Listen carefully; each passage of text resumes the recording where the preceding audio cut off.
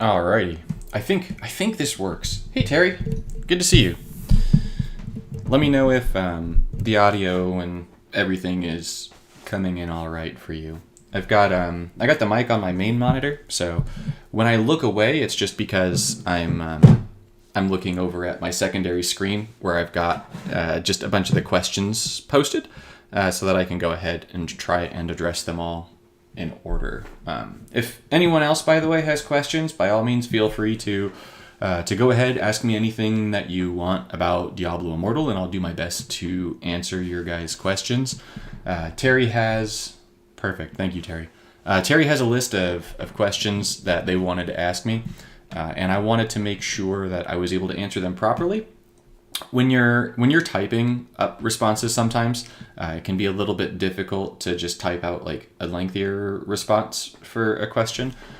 So I find that it's easier in this format to be able to just use my voice and share my screen and go over all of the things that way. So as I say, if anyone else has questions, by all means, feel free to post them in chat, and I'll get to all the questions that I can in this time. So the first thing to go over, my first question is tourmaline and legendary gems. Why is it important to hoard this particular gem? So why hoard tourmaline over the others? So with that one's actually a pretty easy response as things go. So you'll notice that your set gear can be socketed with yellow gems, right? So only the set gear can be socketed with the yellow gems. The yellow gems are things like tourmaline, citrine, sapphires, aquamarine, rubies, so on and so forth, right? So if we go to my gems over here, we take a look at the different gems that are available. These are the types of gems that you're going to be putting into your gear. And I think the first thing that might jump out to you if you look at the gems that I have is that I've got 97 of these tourmaline right here, and I really don't have all that many of the other gems. I do have 49 rubies, which is the next most that I have next to the tourmaline. But the reason for that is because we've got 3 different color sockets that we can put our rare gems into. We've got red sockets, yellow sockets, and blue sockets. So in your red sockets, you can choose to either put tourmaline or rubies, right? So if I wanted to replace this tourmaline, I can only put a tourmaline or a ruby into my red socketed gem. And so in Diablo is very much a game of you kill your opponent before they kill you. And so the best way to accomplish that is by dealing more damage. The more damage you do, the easier it is for you to be able to dispatch your opponents. And you're going to be able to get to a point where you do so much damage that you pretty much just move through enemies and they die as you move through them by using your skills. So the reason why you want the tourmaline is because by maxing out your damage, you're going to get through more content more quickly. And so that's always a win for me. You've got other things that do other things, right? So that's just for the red socket, right? You could put in life, but I personally wouldn't recommend it. In your blue sockets, you get the choice of either armor or armor penetration. My personal preference happens to be armor penetration, because I believe that armor penetration actually contributes to your crit chance. And once again, anything that is going to increase your damage is something that I'm going to go for. However, with that said, you do need to have some semblance of balance, because the monsters that you fight against are going to have their own hidden armor penetration value, and then their own hidden armor values. So you want to make sure that all of your stats are going to exceed that. So you'll see that I've gone for a generally more well-rounded approach for my blue gems, in that I have both sapphire and aquamarine. However, for my red gems, I'm just running full tourmaline in every single red gem slot that I can. And then in my yellow slots, you'll see that I've got, once again, a mixture of resistance and potency, right? Potency is what's going to boost your negative effects on your opponents, or positive effects on that you're putting out, and your resistance is going to be your ability to resist those things. So for yourself. So all of the stats are good stats to have, but I would definitely say that the number one stat is damage. Terry, do you have any other questions about Tourmaline and those gems? I'll get into legendary gems after that, if you want. But that's for Tourmaline and for these rare gems. And actually, for the legendary gem segment, I'm going to move to the market, and I'm just going to pull up a list of all of the legendary gems. So we'll have all of these up right here. Yeah, exactly. Tourmaline is going to do the most potential damage. Absolutely.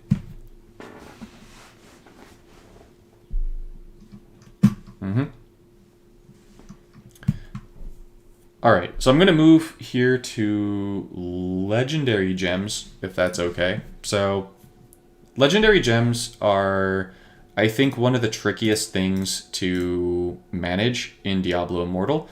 The legendary gems are the pay-to-win component of the game. So that means that that's the thing in the game that you can buy power in. You can literally buy your character's strength by buying legendary gems. However, the process for that is incredibly expensive. Buying legendary gems is really, really, really expensive. So we've got a number of different rarities of gem, right? Let's start there. You've got 1-star, 2-star, and 5-star, right? So for the 1-star gems, you've got things ranging from Zodstone all the way down to the Blessed Pebble, which is the new gem that just came out.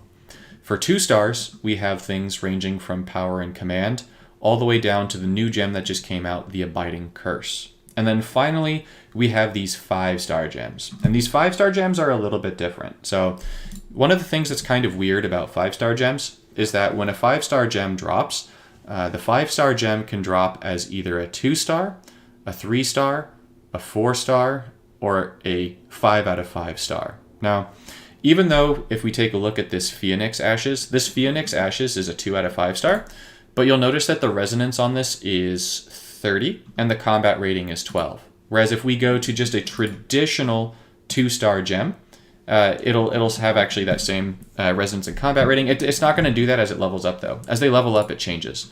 Let's see. I don't think I have 2-star gems that I can rank up right now. I don't think I do. You know what?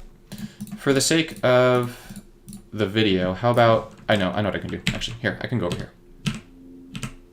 It's, I'm going to run on over to the gem person here. So you'll see that I have a rank 2 Phoenix Ashes right here. It's rank 2. So this has been ranked up 1 time. So in the 1 time that this gem got ranked up, it went from 30 resonance to 110 resonance, and it went from 12 combat rating to 24 combat rating, right? Whereas if I were to replace this with my Abiding Curse, I won't be able to sell it anymore. Sure, that's fine, I don't care. And if I were to then try to upgrade this one, you'll see that this one's going to upgrade to 60 resonance from 30 and from 12 combat rating to 18. So you'll see right there that the difference here is that this is going to increase by 30 resonance for each of the levels, and the combat rating here is going to increase by 6, which is going to be a far cry from our... I'll just replace this for the hot moment with this one right here, right? With the Phoenix Ashes, right? Because this one here is at 110 and 24, whereas this one here would be at 60 and 18. So you're ultimately going to get a lot more bang for your buck out of the 2 out of 5 star, 3 out of 5 star, 4 out of 5 star, and 5 out of 5 star gems, right? And so these gems here, they go up by, I think it's 90, right? They go up by, no, it's not 90. Is it 80? 80? This one goes up by 80 each rank. This one goes up by, I've got my numbers all whacked, but I think they go up by roughly 80 each rank for each of them. But these other gems have a better starting point, right? So you see that my Jade is a 3 out of 5 stars. My Chip of the Stoneflesh is a 4 out of 5 stars. And so on and so forth. The maxed out 2-star gem, I think it maxes out at, was it like 200 and some odd resonance? It's not that high compared to to one of these gems over here as an example, right? This is rank 4 out of 10, and this already has more resonance than any of my 2-star gems would be able to have, even at rank 10. So, oh wait, I want to put my gems back to normal. Hold on, I don't want to mess that up. So let's swap these really quickly. So we're going to swap this to my Freezing Cold, and we're going to swap this to my Phoenix Ashes. So as for what gems to target, right? So first things first, if you're a free-to-play player, it is impossible for you to completely load out your kit with 5-star gems. It's just straight up impossible. You're not going to be able to do it. The reason for that is because these 5-star gems, if we take a look at them on the marketplace, are really expensive, right? This is a 3-star, but these typically sell for 64,000 platinum right up here. The Chip of the Stone Flesh is going to sell for a little bit less. 45 is actually pretty reasonable. Bile is pretty much always going to sell for 64,000 platinum. Phoenix Ashes tend to be in the 50s, at least on my server. Blessing of the Worthies tend to dip below 50, so it's good to wait on those. But you'll see that all of these 5-star gems are really expensive. They're all roughly 50 to 64,000. Whereas if you take a look at these 2-star gems, say Follower's Burden, you can pick these up for like 3,500. Some of them go for more, some of them go for less, but 3,500 to 4,000 is, I think, generally what you can expect to pay for a lot of these 2-star gems. Some of them will dip lower, especially the ones that aren't used. But by and large, as a free-to-play player, you're not going to be able to get all that much platinum. So the best ways to get platinum, and I'll get to that in a minute, are actually through charms and selling your yellow gems right here, these things. So those are the best ways to actually get platinum for yourself. So with that, it's important to know which are the 5-star gems that are worth getting, right? Because you can socket the legendary gems into your legendary gear. You cannot socket a legendary gem into your set gear. You can only socket it into your legendary gear, meaning that you're going to always, no matter what, only have 6 slots for legendary gems for your character, right? So you'll see that I've got 1, 2, 3, 4, 5, 6 pieces here. You're only going to get 6 slots for your legendary gear. And so you want to make sure that you are prioritizing the gems that are going to be the most useful for you. My personal recommendation for every class in the game is to pick up Blood-Soaked Jade. Blood-Soaked Jade is the best gem in the game for every character class, in that it does goodies for you no matter what your build is. So if we take a look at a rank 1 Jade here, right here, yeah, this one's rank 1. So you'll see that the effects for the rank 1 Jade, it's going to increase all damage you deal while you're at full life by 8%, and it's going to go down to 4% while you're at like less than 10% health. So the more health you have, the more bonus damage you do, but no matter what, you're always going to have a damage bonus from this gem. And then it's also going to increase your movement speed by 10%. So even though this 10% here is green, meaning that someday that might be able to change, even if you have this gem maxed out, that number does not actually change at all. If we go to, I'd have to go somewhere else to find the leaderboard, wouldn't I? Yeah, I'd have to go over here to find the leaderboard. So I can go over there later to show someone who has a rank 10 Blood-Soaked Jade if you want. But yeah, so Jade is the best just because it's a straight damage bonus and it also increases your movement speed. The faster you move, the more quickly you're going to be able to get to things, the more content you're going to be able to get through. That's definitely a win. So my character is kind of speedy, but that's because I have Jade on, right? I have other things that make it so that my character is more speedy, which is important to me. But Jade is by far the number 1 gem.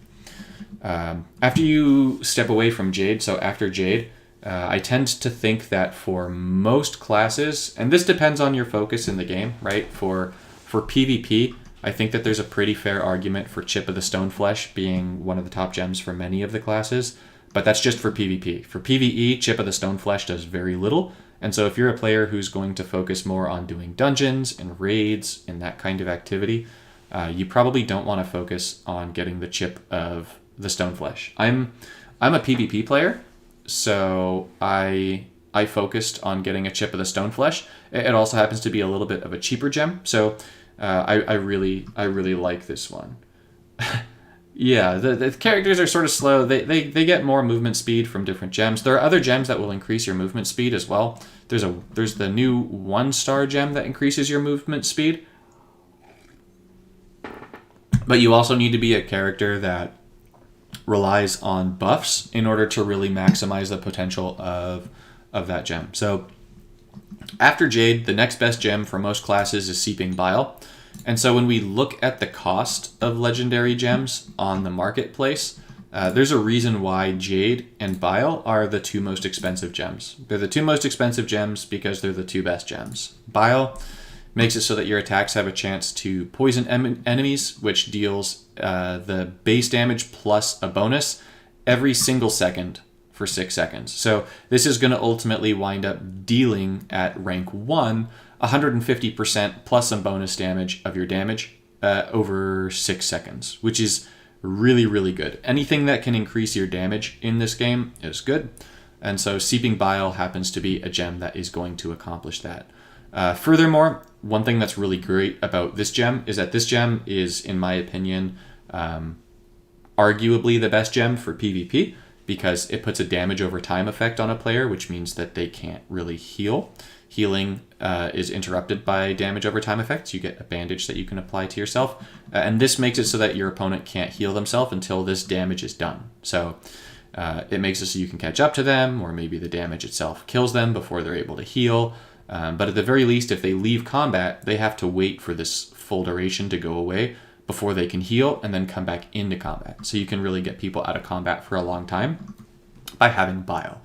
And then for PvE, it's not only a great increase to your damage, but the poison effect spreads to all nearby enemies when the victim dies. So if you apply Bile to something and then you kill it, then it has this green explosion around it, and then it transfers the Seeping Bile poison with a brand new tick of 6 seconds to all the enemies around it. And then they're all going to start taking that damage as well. So Bile is really, really good. I'm actually talking about legendary gems right now. So if you have specific questions about legendary gems, by the way, for anyone who is new, if you have any questions, post them in chat. I'm going to be answering every question before I log off, right? I'll answer every question. Terry has 10 questions for me. I've got 10 questions written down. So I've currently only gone over which of the rare gems are best and why to go for them. But I'm going over which legendary gems to target right now. So if you have a specific question, like which legendary gems should I target for my class, as an example, by all means, go ahead and ask that. And I can actually give you which 6 you probably are going to want to run for your class, both as a pay-to-play player and as a free-to-play player. So I've played every class now but a Demon Hunter, but I have enough friends who are Demon Hunters where I've been inspecting their builds, where I can give some pretty good advice on that as well. I will ultimately swap to a Demon Hunter, just so that I can test it for myself and have my own first-hand knowledge of it. But I think I'm pretty in the know for all the characters at this point. So, right. So what you're going to want to go for, if you can, is to try and first pick yourself up a Blood-Soaked Jade, and then pick yourself up a Seeping Bile, right? The way that you're going to go about picking those up is either by using legendary crests to get legendary gems. That's a great way to go about it. Although you don't get too many legendary crests in this game for playing, you get a number of them. But you know what? Let's jump on over here really fast so I can give you guys the odds too, right? Because the odds for getting anything are really, really important. You're gonna get a 5-star gem approximately 1 in every 20 legendary crests. Every 50. There's a pity, so in the event that you didn't get one for 50 crests, you are guaranteed to get one. So if we go to this thing here, are you gonna, because I don't have it, are you gonna be mean right now? Are you gonna be mean right now? No? Oh, you won't. Okay, cool. Nope, that's a 1-star. You're not gonna let me check? How about this? Yeah, I know. No, you're not gonna let me? Fine. Well, I can just give you the odds in general because I'll be within roughly 1% for each of the gems, right? So when you use a legendary crest, you've got a if we go over here, you've got a roughly a 75% chance anytime you use a legendary crest to get a 1-star gem. You've got a 20% chance, roughly 21% chance technically, to get a 2-star gem. And then you've got a 4% chance to get a 5-star gem, right? And so those 5-star gems, that's only going to be a 4% chance. That's really not a really high odds, right? And so for the 5-star gems, as we've established, you've got 2-star, you've got 3-star, you've got 4-star, and you've got 5 out of 5 stars. So you've got a 3% chance of the 4%, right? So 4% chance triggers, you get a 5-star gem. So 3% or 75% of those gems are going to be 2 stars.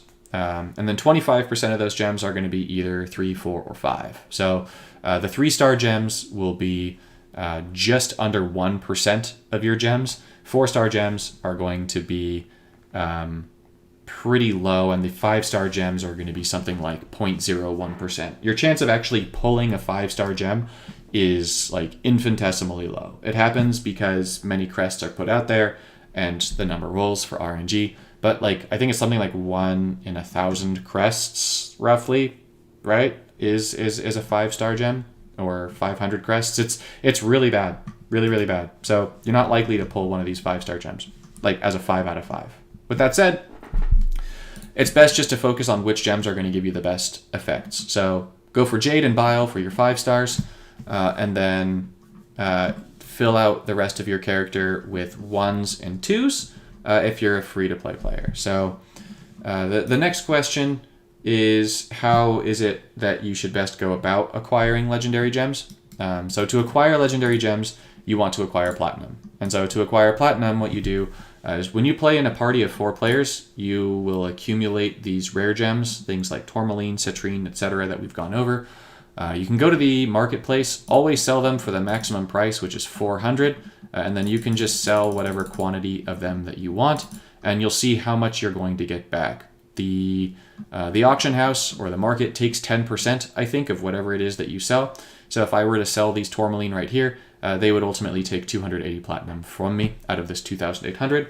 But nonetheless, you're still going to accumulate platinum this way, and you will eventually have enough to be able to buy the 5-star gems. A general rule of thumb is if you're an active player playing every single day, and you're maximizing the number of gems that you're picking up, and you're selling all of the 1-star and 2-star gems that you get that you're able to sell, then you should be able to buy a 5-star gem once every month. That's the general rule of thumb. And when I say a 5-star gem, I mean like a 2 out of 5, 3 out of 5, that kind of thing, right? But not necessarily a 5 out of 5. Terry, that is incredibly generous. Thank you. Thank you very much. I really appreciate that. So that's really what's going to get you all of your info for the legendary and the rare gems. So my second question was about charms. It's about usage and upgrading. So let's talk about charms, right? So as you play the game, you're going to be getting these charms here to drop, right? And the charms are going to have a skill bonus attached to them. The skill bonus is going to increase the damage of a skill for a class by 2%. And so you can equip a charm, right? And you can gain the bonuses from the charms that you have equipped. If you take a look at the Charms Craftsman, this is in West March, by the way. So if we zoom out really quick, when you're in West March, next to this bottom town portal right here, not town portal, waypoint, the Rakis Plaza waypoint, just down below that, we've got our Charm Craftsman, right? You can tap Navigate, and it will just automatically navigate your character over. But if you go to the Charms Craftsman, you go to Services, you can actually salvage your charms here, right? So you can click on Salvage All, or you can select the individual ones that you want to salvage. When you salvage a charm, you gain this alchemical powder, right? You get this resource alchemical powder. And what the alchemical powder is going to do is it's going to allow you to upgrade your charms. Anytime that you upgrade a charm, it adds a random skill bonus. I personally find that the upgrading of charms is kind of annoying Because as you can see, for example, from this Grand Charm right here, I have Ice Crystal, which is for my class. I have Lightning Nova, which is for my class. But then I also have a Demon Hunter, a Crusader, and a Necromancer skill. That means that these will do absolutely nothing for me, which is kind of annoying. However, I can imbue my charms. So, what does that mean? Well, when you've ranked up a charm, when it has 5 of these skills, so you'll see that this one has 1, 2, 3, 4, 5 skills, you can extract that charm. Okay, so when you extract the charm, you spend 500 platinum, and you're granted a skill stone. That skill stone is going to have all the skills from your charm on it. It'll have, for example, if I were to do it to this one, I won't do it because this charm is absolutely fantastic for a monk, and I really like playing as the monk, and it has the 3 skills that I use the most on the monk. But, so for the skill stone here, right, if we were to extract this one, I would get a skill stone that has Ray of Frost, Wave of Light, Shield Glare, Imprisoned Fist, and Mystic Allies. So if I took that skill stone and I imbued it into, say, this Grand Charm would gain one of these 5 skills in replacement of one of these. So I would choose which skill, you can see here, I can choose which skill I want to replace. So let's say that I didn't want Impale because I'm not a Demon Hunter, and I had a skill stone that had a Wizard skill on it. I could put that skill stone in right here, although I personally have none at present moment, and I could hopefully re-roll this into one of those skills. If, let's say, the skill stone over here had Ice Crystal or Lightning Nova, it is possible that it would add an additional 2% to Lightning Nova or Ice Crystal. So you can actually get this bonus to stack up more than 2%. It can go up to 4, 6, 8, and so on and so forth. But remember, any bit of damage that you can add to your character is a good thing. You want as much damage in Diablo Immortal as you can, really with all Diablo games, right? So if you go over here, you can go ahead, extract gems, these charms, and go from there. My personal suggestion for anyone that's watching this is to identify what is the most important skill or 2 that for your class, right? And make yourself one charm that has that skill attached to it. For the wizard, it's Disintegrate. However, I have yet to get a charm that has Disintegrate. For the Necromancer, for PvE, then that's probably going to be the Skeleton Mage, or the primary attack, or the Command Skeletons. I think that's where you're going to get most of your damage from as a Necromancer, right? For a monk, it's going to be something like Mystic Allies, or Seven-Sided Strike, or Wave of Light, depending on what skills you're going with. For a Barb, it's definitely Whirlwind. So it really just depends on what class you are and what you're going for, but keep one charm for yourself, and then otherwise, upgrade your charms to rank 5, like I'm doing with this one. The moment you get that charm to rank 5, extract it. It's going to cost you 500 platinum to extract it. Then take that extracted skill stone on over to the market, and you can sell your skill stones right here. You will see that skill stones typically sell for somewhere in they typically will sell for somewhere around 2k, right? So you spend 500 platinum to make 2k back. And granted, the game is going to take 200 of that away, so you're making 1800 back off of 500, which means that really you're making 1300. So every one of these skill stones, you pay absolutely really nothing for resources, because you're just making 1300 of the platinum for doing that. And then in addition to that 1300 platinum that you can get from your skill stones, if you're also selling your yellow gems over here for 400 a pop, you'll find that you're going to reach this platinum threshold to be able to buy the legendary gem that you want a lot more quickly.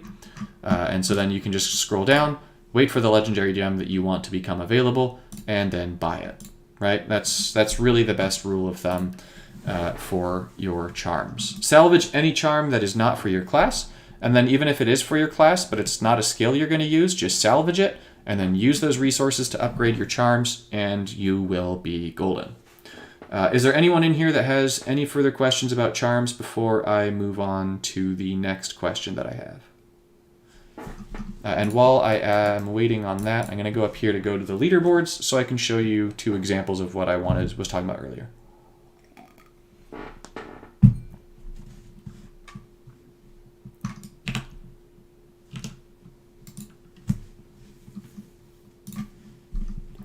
I'm going to go over here.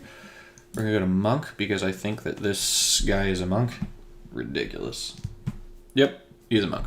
We're going to go ahead and inspect this guy. Holy mackerel!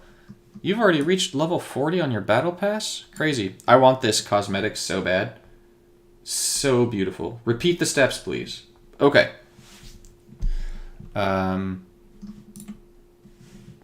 Before I go and repeat the steps, I want to show off this charm right here by Prime Bear. This person has probably spent 6 figures on this game, like 100,000. It's kind of insane. But you'll see that all 5 of these here are monk skills, and all 5 of them have more than the 2% bonus. So you'll see that they've re-rolled skill stones until they've gotten the skills that they use. Wave of Light, Imprisoned Fist, Seven-Sided Strike, Cyclone Strike, Fists of Thunder. Fists of Thunder is their primary attack. And you'll see that this one they've gotten 4 times because it goes up by 2% each time. This one they've gotten once or twice each. This one they've gotten 3 times, and this one 2 times. So they've just increased their charms a ton by doing that. As for the steps, there might actually be a simple way for me to do this. Hold on just a moment. So Terry, you know what? I'm just going to I'm going to go over here. Let's see. Are there any charms that I can just buy from this vendor right here right now? The Hilts vendor. I'm going to go into Hilts with you in a minute. Don't worry. Cool. There's a charm here that I can buy. All right. So this actually, I can actually show you all the steps here, which is perfect. So let me just show you all the steps. Yeah? Let me go over them. I'll do each thing for you in turn. So I'm going to go back to the charms vendor over here. Right there. Cool. Okay. So step 1, go to the charms craftsman. Step 2, look at your charms and see if they have your skills on them, right? Skills for your class. If it has a skill for your class, it'll be in blue. If it is not a skill for your class, it's going to be in gray. For you, what you're going to want to do is make sure that you save any charm for a skill that you're consistently using. For you right now, if you're planning to stay as a necromancer, then save all of your charms with the summons on them, right? So what you're going to do is you're going to go to the charms craftsman, and the first thing you're going to do is you're going to salvage all the charms you don't need. So you can just tap to salvage all, but then you might wind up salvaging charms that you need. So what I do is I'm going to click on both of the charms. Let's pretend for a moment that I clicked on the charms and I didn't want to salvage this one because this is my skill. I could just click on all of them. I could just go ahead and click on this X and it would go away and it would no longer be salvaged, and I could then salvage the one charm that I wanted to salvage, right? So when you salvage your charms, you hit salvage, you select OK, you'll see that you get 10 of this dust for every charm that you salvage. All right, you get 10 of it for every charm you salvage. You need 20 of it for each upgrade. So you take your charms, salvage them. Once you've salvaged your charms, you go to upgrade. You find a charm that you want to upgrade, right? So this charm here has 1, 2, 3, and 4 out of 5. So I'm going to go ahead and upgrade this one, right? Let's say that this is the one that I want to upgrade. So what I do is I make sure that I have the required dust here to be able to upgrade the charm. I do, and then I hit upgrade. When I hit upgrade, it's going to gain a new random skill. So you'll see here it has gained Sentry for the Demon Hunter.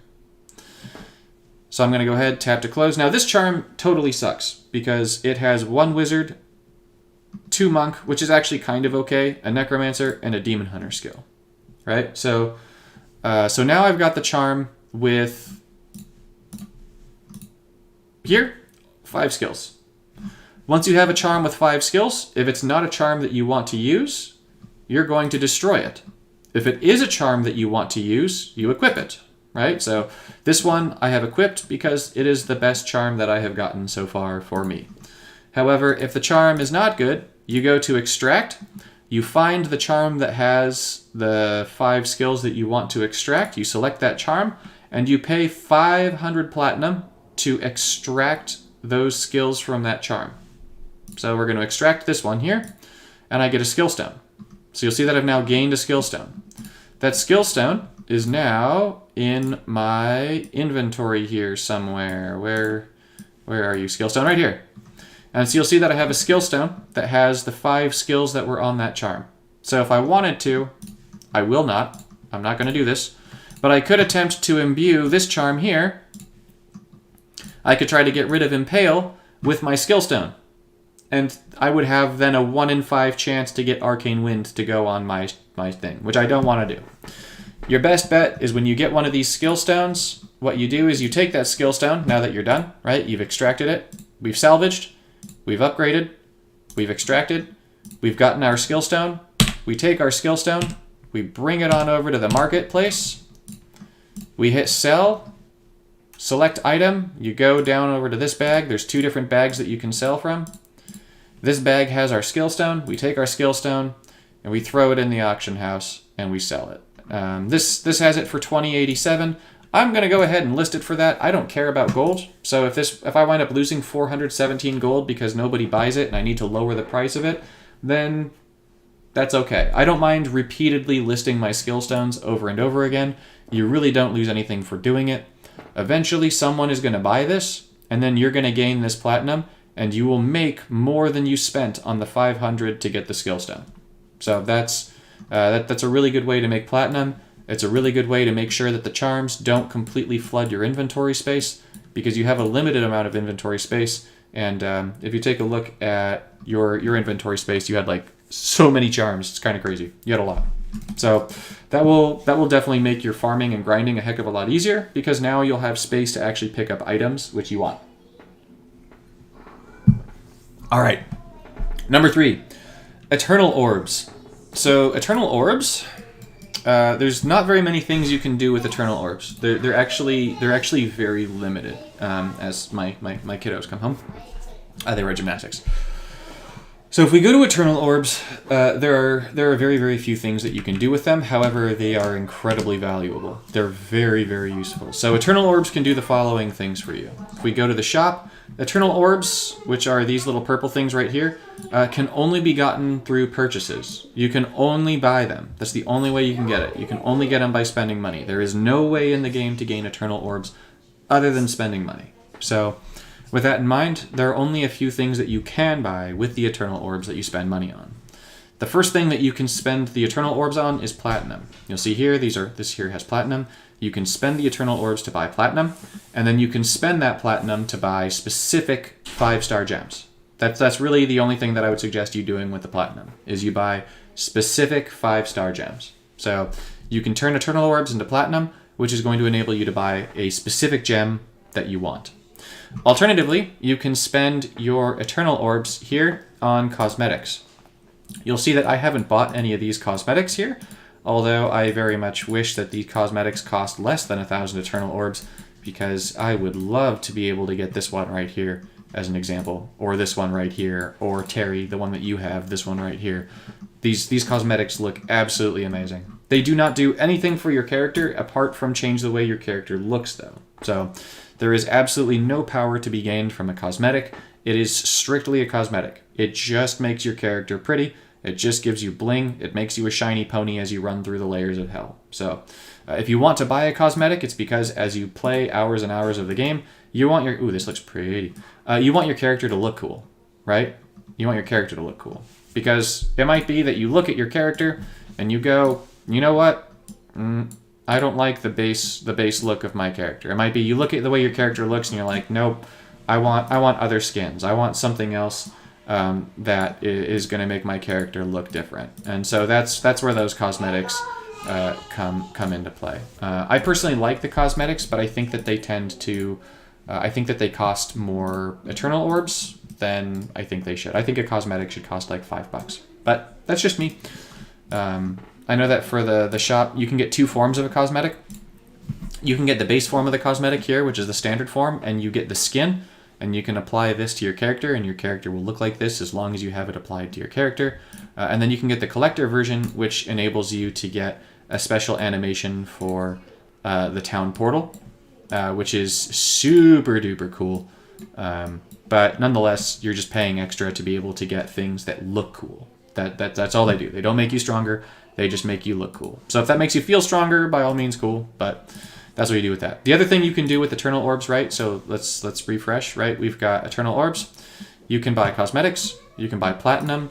Or the final thing that you can do with Eternal Orbs is you can buy Eternal Legendary Crests. So there's a difference between Legendary Crests and Eternal Legendary Crests.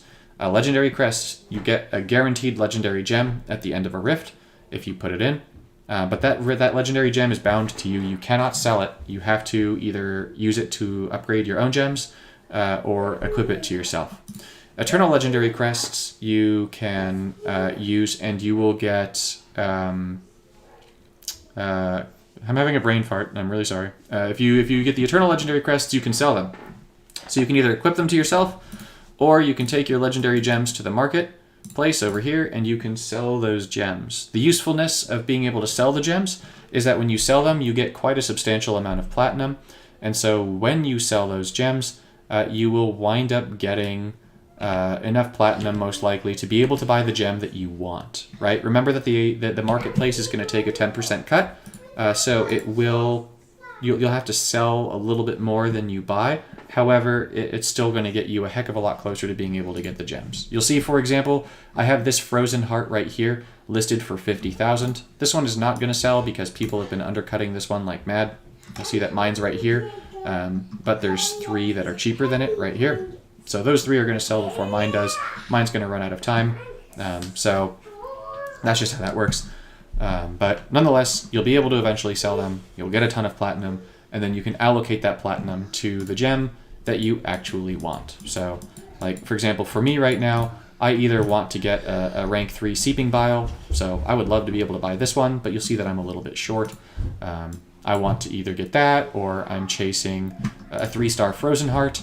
You'll see that I'm just barely short of this Frozen Heart right here, so I can't pick up that one. And then also, likewise, I want an Echoing Shade. Oh no, at the end of this I was planning on getting the one that was 49. Oh well, somebody bought it, so I'll just sit on this one more. Or buying an Echoing Shade. The reason why I would buy an Echoing Shade is because I have a 4-star here, and the 4 stars upgrade better than the 2 stars do. But there's more to the gems than meets the eye. One thing that I want to say before I move away from the gems again, that's kind of whack, is that if you upgrade, so take a look at my Frozen Heart. My Frozen Heart is a 2-star gem. If I buy a 3-star Frozen Heart as an example, right? If I buy this 3-star Frozen Heart, and I use this 3-star Frozen Heart to upgrade my 2-star Frozen Heart, my 2-star Frozen Heart will upgrade to a 3-star Frozen Heart. So one of the cool things about those legendary gems is that as you upgrade them, they actually get better. One of the things that sucks about them, though, is you need a ton of copies of them to rank them up. So like if I want to upgrade this Frozen Heart, for example, I need to have another Frozen Heart to put into this gem. And I need 100 gem fragments on top of that to be able to upgrade this thing. But if this Frozen Heart that I put in it is a 3-star, then when I upgrade it, it becomes a 3-star. If this Frozen Heart that I put in is a 4-star and I upgrade it, it becomes a 4-star. If this Frozen Heart is a 5-star and I upgrade it, it becomes a 5-star. So you actually get all the rank up boosts for the higher rank of gem as well. So pretty nifty thing to go over with that. So in summation, there are 3 things that you can buy for Eternal Orbs. You can either buy cosmetics. Those are just going to make your character look beautiful. You can buy platinum. This will enable you to buy specific legendary gems. Or the last thing you can do is you can go to the Crest Merchant up here in West March. This is the only place that you can go to buy them. And you can buy legendary crests. My personal recommendation is going to be, if you're going to buy Eternal Orbs, to always use them to buy Eternal Legendary Crests, and then use those Legendary Crests over here in the Elder Rift entrance, right here, add them in, and run rifts to get Legendary Gems. You will find that approximately every 20 Legendary Crests, those are the odds, every 20 Legendary Crests, you're going to get a 5-star gem, right? So every 20 legendary crests, you're going to get a 5-star gem. There are a bunch of bundles. All of the in-game bundles, by the way, right? If you go to the shop and you go to bundles, all of the in-game bundles are going to give you better deals on getting the crests than you're going to get for buying orbs. However, very few of those bundles are going to give you straight eternal orbs.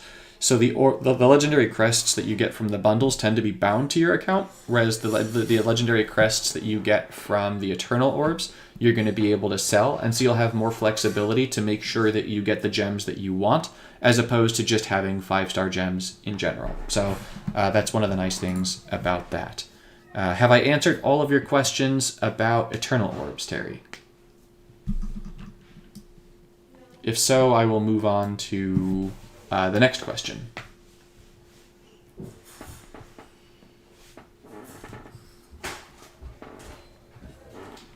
I'm going to drink some water. The water helps keep me hydrated, helps my throat. This is good. And actually, while I wait to see if there's anything else I can answer for you on that, yes question or yes move on is okay. I'm going to assume yes move on is okay. Unless it becomes yes question, and then by all means add that question to the chat and I will get back to you. So, all right, Hilts. You will notice as you play the game that you complete different objectives and you gain these things called Hilts. You can take these Hilts every week, really every day, to this Hilts vendor right here, Lieutenant Fizria. Lieutenant Fizria is at the Immortal Overlook Waypoint in Westmarch. This is the only place that you can spend your Hilts, so this is where you're going to want to do it. You go to Lieutenant Fizria and you select Shop. Now there's going to be 3 different categories: General, Immortals, and Limited Time. So we're going to start with General, we'll go to Immortals, and then finally we'll take a look at Limited Time. So in general, these are things that everyone can buy, and you'll see that there are different requirements for each of the things that you buy. The requirements are going to be based on the quantity, and the requirements are going to be based on the timing, so daily, weekly, and monthly. And then finally, you're going to have a cost over here on the right. Every single month, you can pick up a legendary crest from the Hilts vendor. I would strongly recommend that every month you buy this legendary crest. Today is the 2nd of the month, so this has just refreshed. So most people should be able to buy their legendary crest from the Hilts vendor. Make sure that you pick this up, get your free legendary crest. Every single week on Monday, the mystery legendary item is going to refresh. You can always go here, spend 1,600 of these Hilts, and pick up a free legendary. When I say free legendary, I mean you're spending the Hilts, but you're going to get a legendary that you don't have to farm really for. You just get a legendary for it. So definitely go ahead, pick up your mystery legendary every single week. I personally play quite a bit, so I pick up my normal gems every week. When you buy the gem, you get to pick which gem you want to buy. So I always buy 10 tourmaline from this normal gem. You select the gem, you hit buy, and then it gives you the option for which gems to buy. And then down at the bottom, I also always buy the charms. I don't usually buy reforged stones. I never buy the Aspirant's keys. I pretty much never buy the yellow crest either. I save my Hilts and I buy legendary crests, legendary items, gems, and charms. That's it. Now, if you are an immortal, meaning that you're a member of the Immortals, there's 3 clans at all times that are a member of the Immortals, then you unlock this tab to be able to purchase other bonus things. You get things called Sigil of Dominance, which are going to increase your reputation with the Immortals, and that's going to make it so that you can select better gear to take from something called the Vault. I wouldn't worry about that, though, as you are not an Immortal.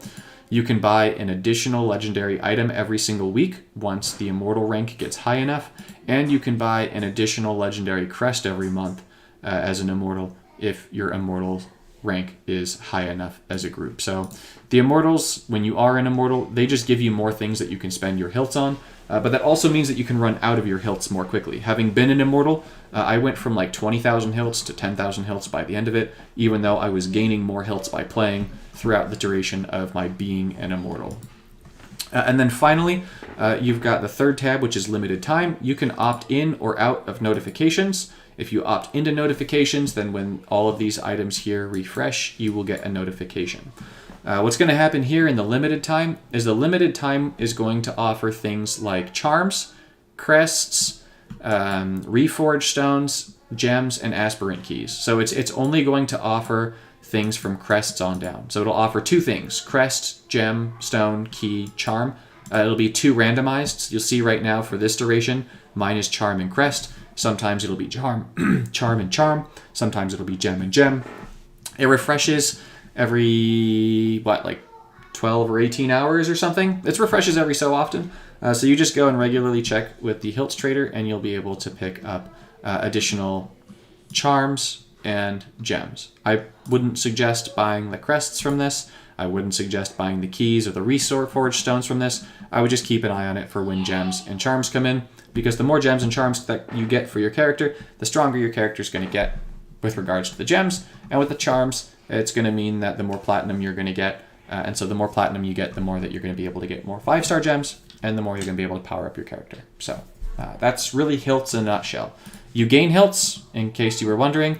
You complete Codex events, right? You complete things in the Codex, and every time you complete the Battle Pass stuff, you wind up gaining Hilts as you rank up, right? Well, not every time necessarily, but you'll see right here you get 500 for this. This will give me 500. You're also going to gain Hilts from any conquest boost that you gain is going to increase your Hilts. Any of these PvP build progress, battleground rating, etc., those are going to give you Hilts. And then any achievement that you complete is also going to give you Hilts as well. So just keep in mind that's how you're going to go ahead and get Hilts. Are there any other questions about Hilts? Are there any questions, or can I move on from Hilts? Furthermore, once again, as I see that people are coming in and out of the stream, if any of you have any questions about anything Diablo Immortal related, please go ahead and post them in the chat, and I will make sure to answer all of your guys' questions before I sign off from this stream. So are there any other questions on Hilts? So far, we've gone over rare and legendary gems. We've gone over charms. We've gone over eternal orbs. And now finally, we're going over Hilts. Are there any questions on Hilts? Move on. Cool. I'm going to move on to the next thing now. The next question is, what are aspirant keys and what do we use them for? So aspirant keys, you'll notice as you play the game, you're going to wind up picking these things up, right? I don't have very many of them right now. I've got 26 and 8 right here. So I've got, 34. I've got 34 keys right now. The more that you do things, the more that you're going to get more of those keys. But what you do is there's a place in Westmarch. It's where I am right now. It's called Ibn Fad's Sanctum. You click on the statue, and the statue goes back, and you get this beautiful thing that you can go into. And so what you do is you go on in. We wait for the load screen, and you get a dungeon that you run. The dungeon is right back here. I'm going to do one run of this dungeon for you to show you what it looks like and what you get at the end of it. But when you complete the dungeon, you're going to gain 3 resources. You're going to gain garnets, you're going to gain sapphires, and you're going to gain beryl.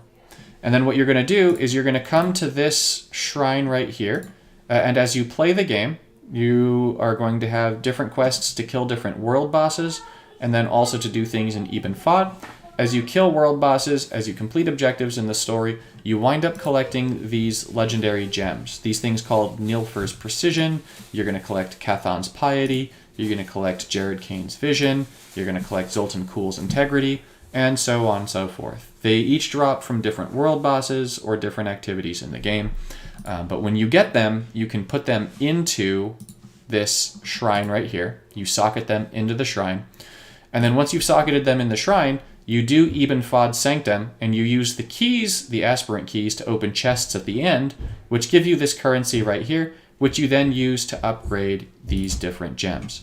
When you upgrade these gems, they're going to give you different bonuses to your stats. The bonuses they provide are going to be bonuses to your damage, which are permanent, bonuses to your life, armor penetration, potency, and resistance. So it's really good to do this. Furthermore, every day that you complete this, completing this gives you a few more keys, and it also is going to give you some more battle pass points. So let's go ahead, let's jump on into this dungeon really quickly so you can see what it looks like. You just select the door over here to open the Sanctum Depths, and you go on in.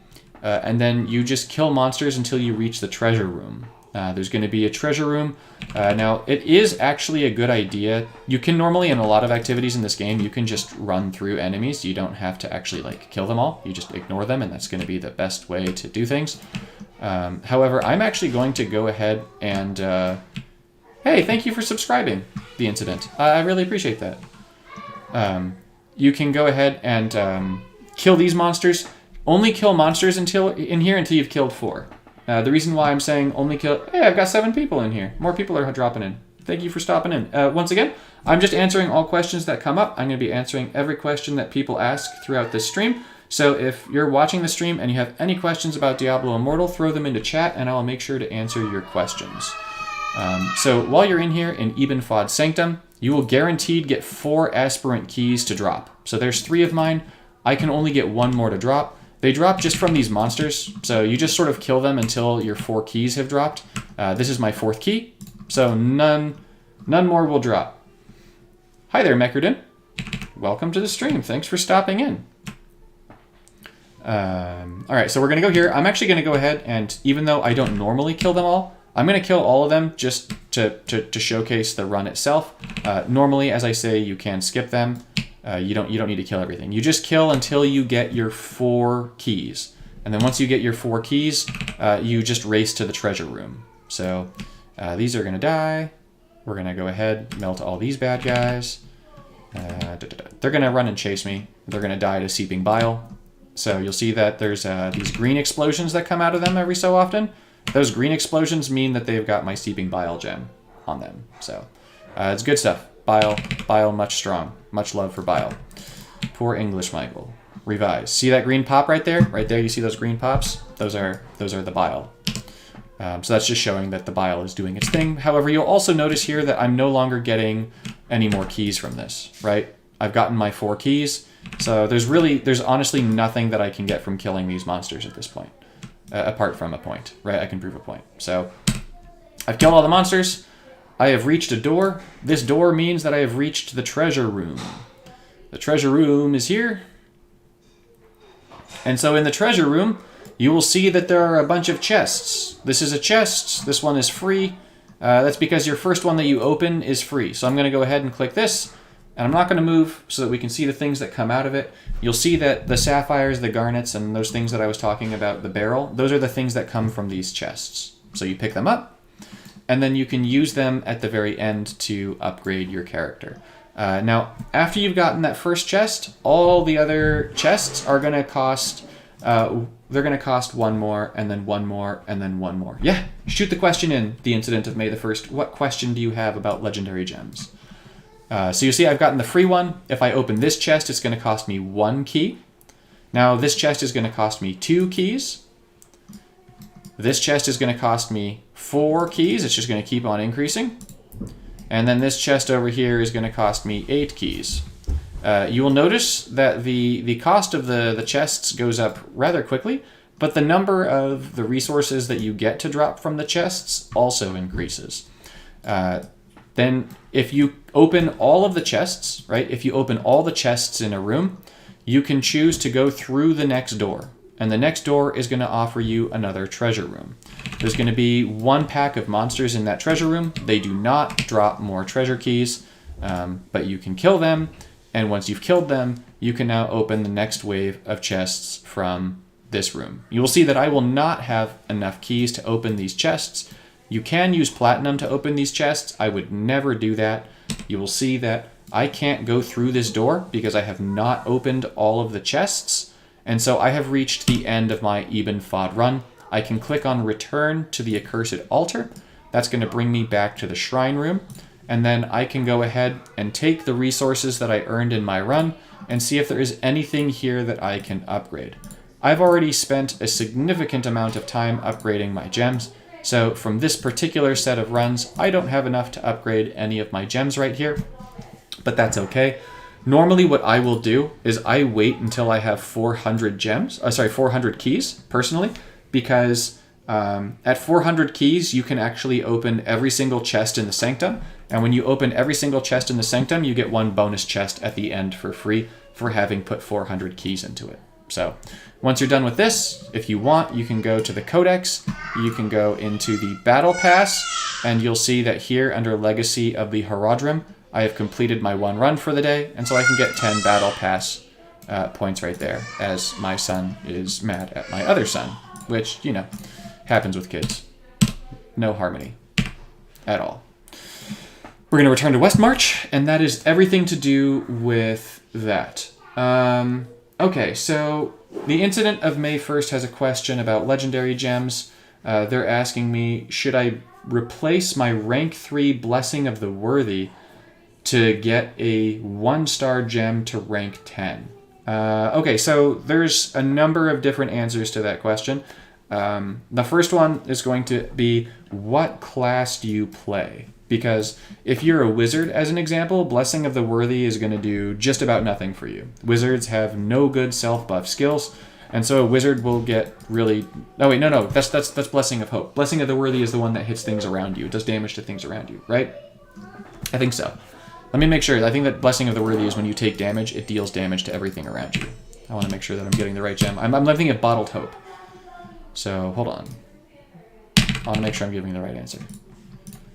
Yeah, Blessing of the Worthy is the damage. So, to rank 3, okay, a Crusader, perfect. Okay, so if you're a Crusader, then absolutely keep Blessing of the Worthy, because you're going to be up in your opponent's business attacking them, and as you're up in your opponent's business attacking them, they're going to be hitting you, and this is going to trigger and do damage. Furthermore, your Blessing of the Worthy, which is rank 3, I'm assuming it's a 2-star gem. Please correct me if I'm wrong.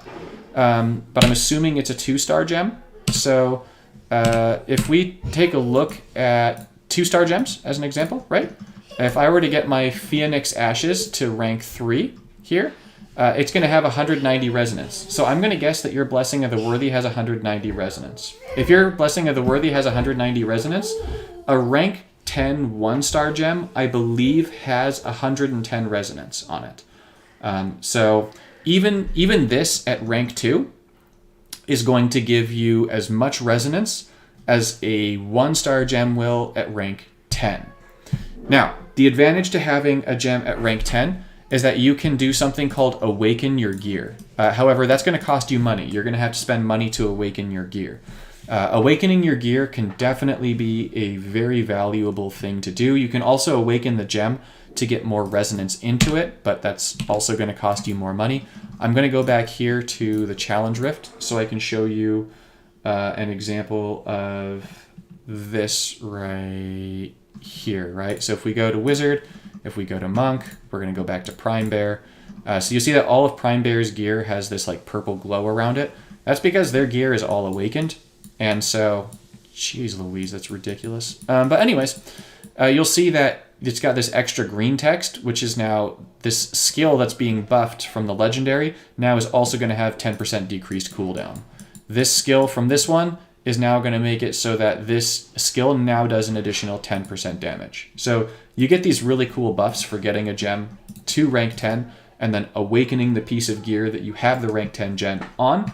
However, that costs a bunch of money.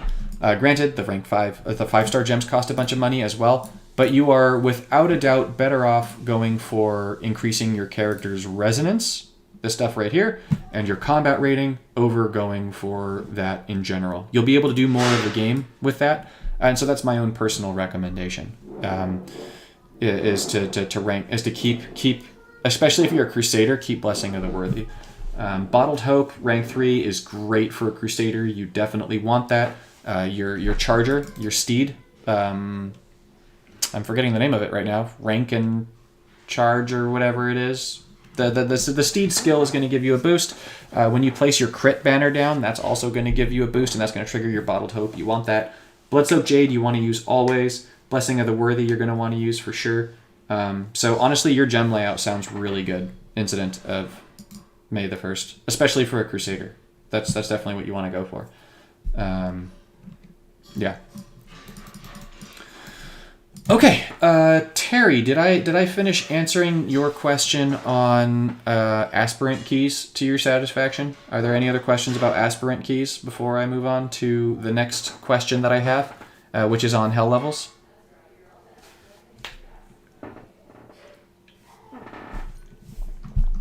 So if you're just tuning in or you're newer in here, I've got a whole bunch of written questions that have been asked to me, and so I'm going through those questions. And as I'm going through those questions, any question that any of you have, feel free to post that in the comment section, and I will answer all of those questions in there as well. So, okay.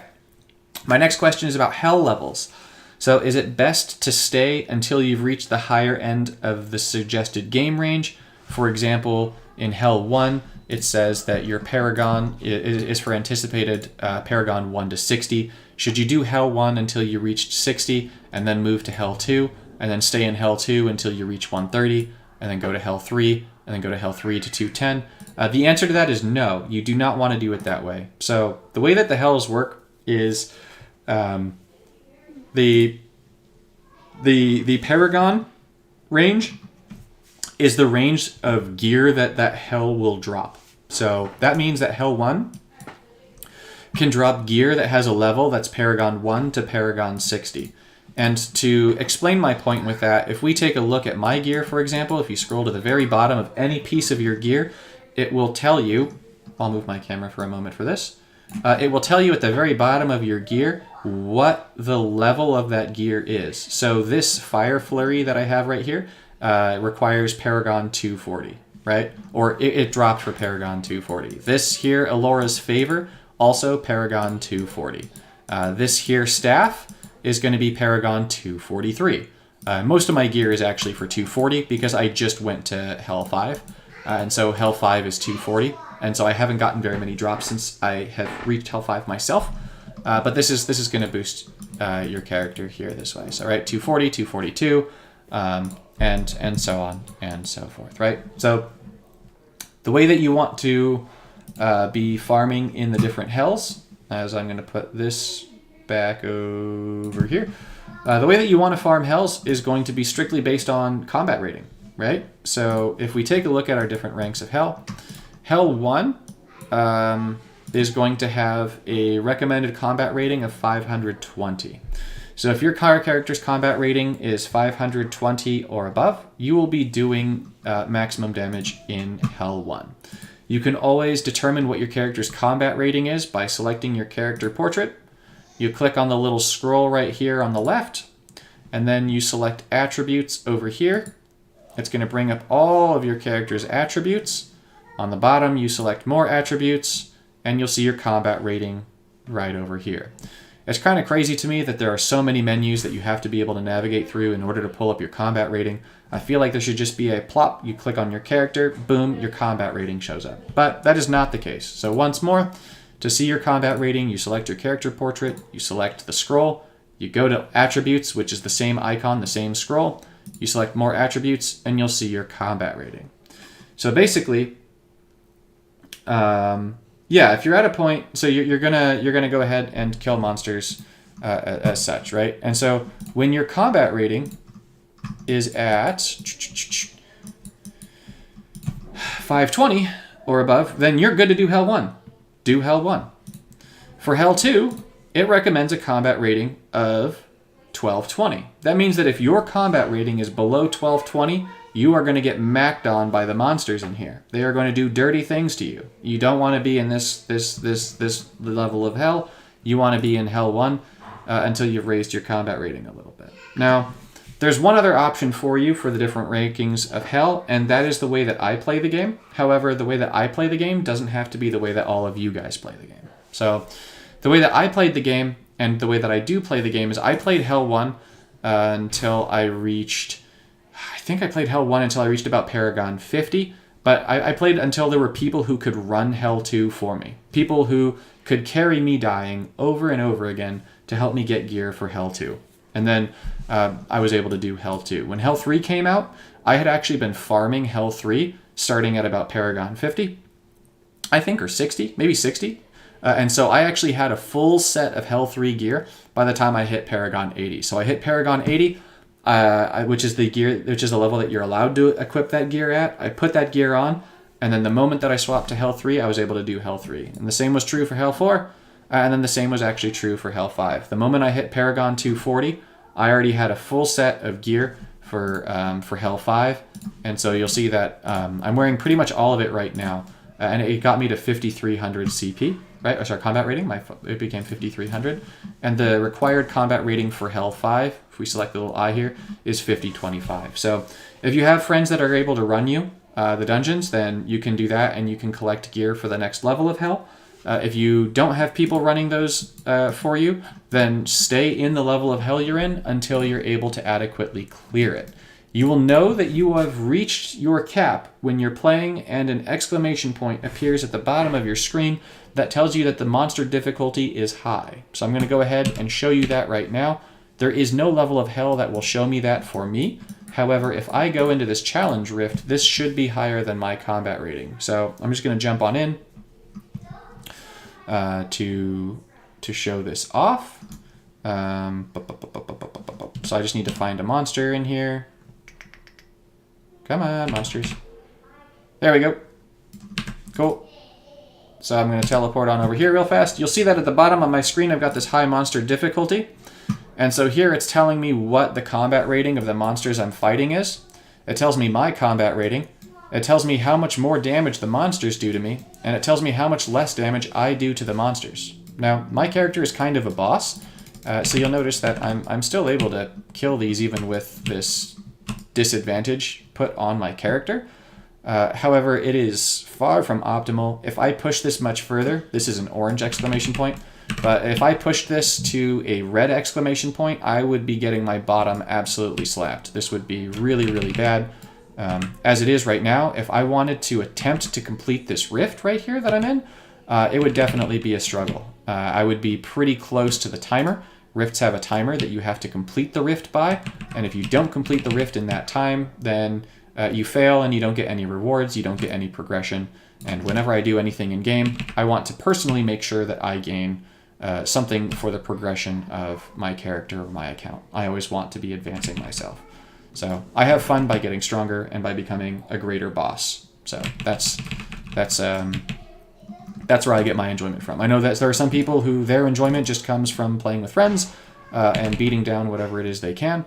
But, you know, like, to each their own. You're going to play the game however it is you want, and it's a game. So whatever it is that brings you joy, that brings you happiness in the game, play it that way, right? Like, I'm a min-maxer. I'm the type of person who wants to, like, go balls out and just, like, be as strong as humanly possible and then flex that strength in PvP activities. But if your way is different, then your way is different, and that is by no means wrong, right? It's okay to do it whatever which way you want. So that's really how my recommendation goes for the Hells. So in summation, if you have friends that will run you higher levels of Hell, then by all means have them run you in higher levels of Hell, because that will enable you to actually complete activities in those higher levels of Hell more readily. And through that, you'll be able to power up your character more quickly. Whereas if you don't have people that are running you in those higher levels of Hell, then definitely go ahead and just power yourself up and do whatever you can reasonably do for your character until you start hitting this high monster difficulty, and that high monster difficulty becomes prohibitive, right? So you'll see that for me right now, my character's damage is high enough that even though I'm doing, I'm doing 43% less damage.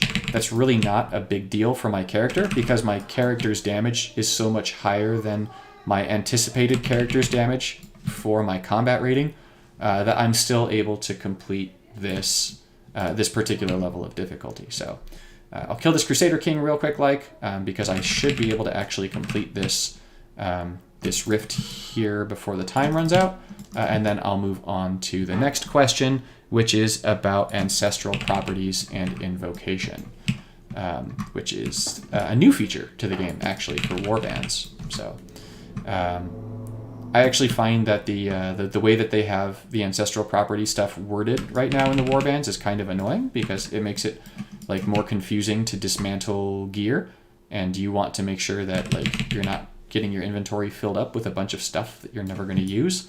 And so in the current system, I feel like it sort of encourages players to hold on to a bunch of gear that they're never going to use.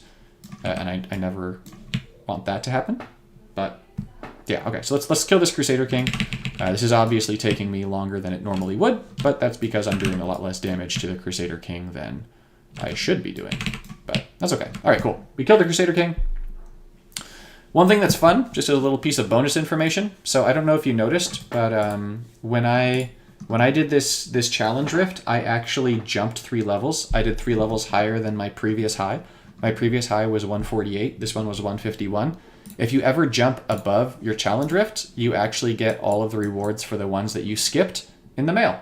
So you just get to pick them up, and you get the additional rewards that way, which is always goody gumdrops. So, all right. The next question that I have is about ancestral properties. So if you take a look at my Electro Spike here, all right, this pink sprite here, you'll notice that it has this sort of special animation around the weapon. That makes this an ancestral weapon. And it has an ancestral property.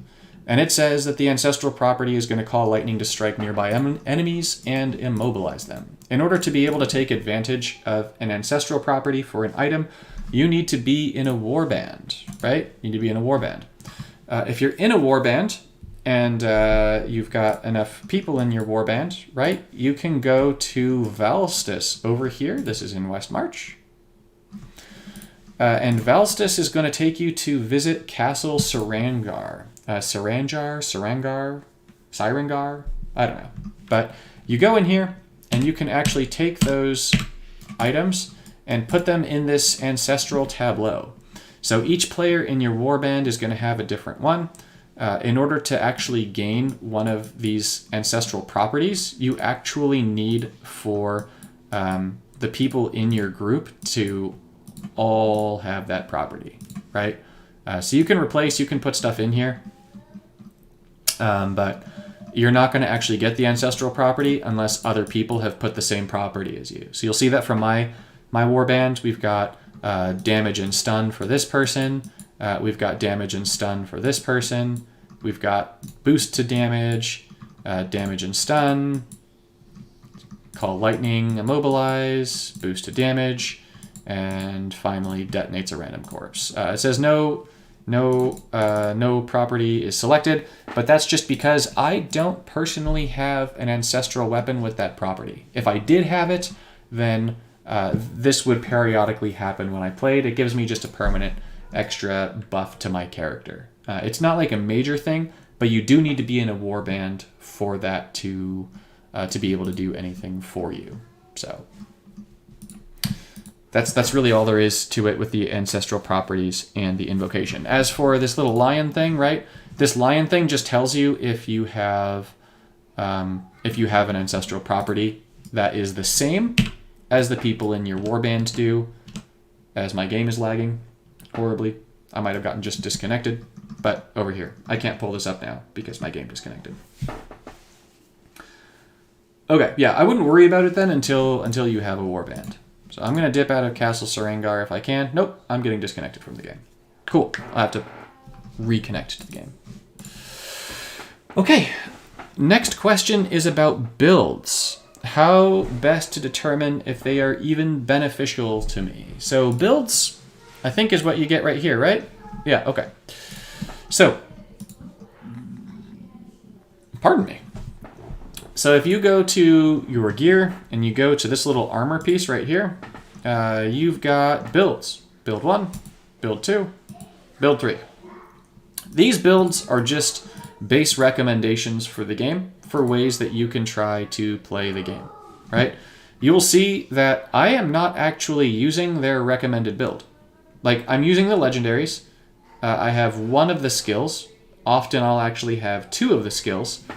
But nonetheless, I'm not actually using their gem suggestions or anything like that. These builds are just sort of recommended builds for you to try to get a feel for different ways that you can put skills into your character and use legendaries to try out different things. However, like this build right here, I don't think is actually a great build. And this build right here is definitely not a good build for PvP for a wizard. Like if you're playing a wizard, this is not the build you want to play. You want to play a totally different build for PvP. So what it comes down to is you're gonna figure out some things from trial and error. I would definitely do research based on your class for what it is that you want to do for build suggestions.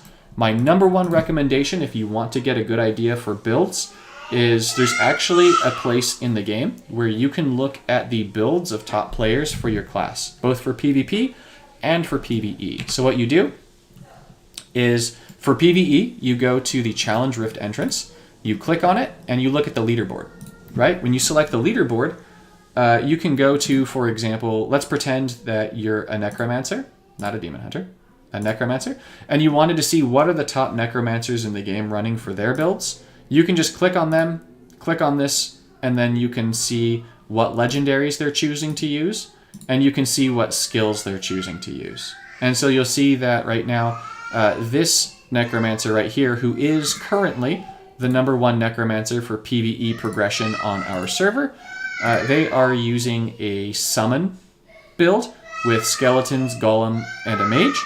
And you can see which of their legendaries they're using as well. I find that when I look through these, you'll find that many of the people are using the same legendaries in the same slots. So for example, every necromancer for PvE is using Synod's Anointing for the skeletal mage maximum charges increased by 1. Like every single one is pretty much going to be running that. Whereas for PvP, you'll see generally a totally different build. So right now, Sleethbear right here is in the Necromancer PvP build, right here. You can typically tell for Necromancers, as an example, if they're in PvE or PvP, because summons are garbage in PvP. And so PvP Necromancers are going to be running like Bone Spikes and Bone Wall 100% of the time. They're going to be running these two with Wraith Form. Like, this is just an absolute must. And then you can actually get an idea for what it is that they're using over there. And so the same is true for me, right? I'm a wizard. And so when I was first getting used to the wizard, I would go ahead and inspect the builds of other wizards to see what it was that they were doing, so I could get an idea for how it was I wanted to build my wizard. But as of now, I feel like I have like a perfectly good idea for how it is I want to build my wizard and what it is that I'm comfortable playing with, both for PvE and for PvE and PvP. So I do that. So the Challenge Rift entrance is where you'd see the rankings for PvE. And then the Battlemaster Quartermaster is where you're going to see the rankings for PvP. And so when you inspect characters, you're really only going to see what they're wearing at the time that you inspect them. So you can once again go to leaderboard, and you can see leaderboard based on your class. And you can once again inspect their skills and see what it is that they are running for their class. So yeah, this is just a really good way for you to determine what are builds that other people are running that are successful in the game, so that you can determine if you want to run those builds for yourself as well. Okay. Does that answer all of your questions about builds?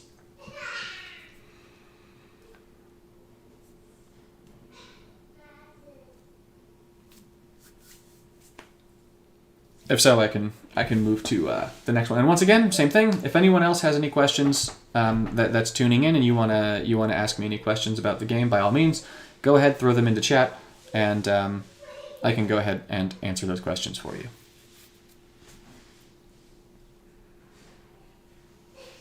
I'm going to assume that we're good on this one here, Terry. I'm going to keep going, and if you have other questions on it, just go ahead and let me know. Perfect. Okay.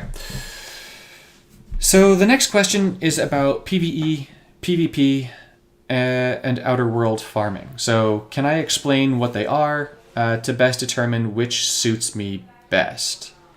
So farming. Farming is the end-all be-all question for how is it that you should spend your time in this game. So let's break all of them down.